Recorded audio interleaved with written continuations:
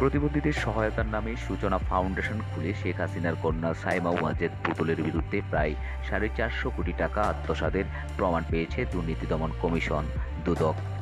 সোমবার 1 সেপ্টেম্বর একই সঙ্গে 930 কোটি টাকার বেশি সন্দেহজনক লেনদেনের অভিযোগে পুতুলসহ 35 জনের বিরুদ্ধে মামলা করেছে সংস্থাটি। চলতি বছরের জানুয়ারিতে সাইমা ওয়াজেদ পুতুলের প্রতিষ্ঠিত সূচনা ফাউন্ডেশনের খোঁজে ধানমন্ডি 5 নম্বর রোডে অবস্থিত সুধা সদনে অভিযান চালায় দুদক। এই বাড়িটি সহ সূচনা ফাউন্ডেশনের বেশ কয়েকটি ঠিকানা ব্যবহার করলেও কোনোটিতে প্রতিষ্ঠানের অস্তিত্ব খুঁজে পায়নি তারা। তবে দৃশ্যমান অস্তিত্ব না পেলেও 7 মাসের ব্যবধানে পুতুলের এই প্রতিষ্ঠানের বিরুদ্ধে অর্থ লুটপাট, কর ফাঁকিসহ দুর্নীতি প্রমাণ পেয়েছে দুদক। এছাড়া অর্থ লোপাটের সহযোগী হিসেবে সাবেক মন্ত্রী, এমপি, এনবিআর চেয়ারম্যান, ব্যবসায়ীসহ অন্তত 35 জনের দায় খুঁজে পেয়েছে সংস্থাটি।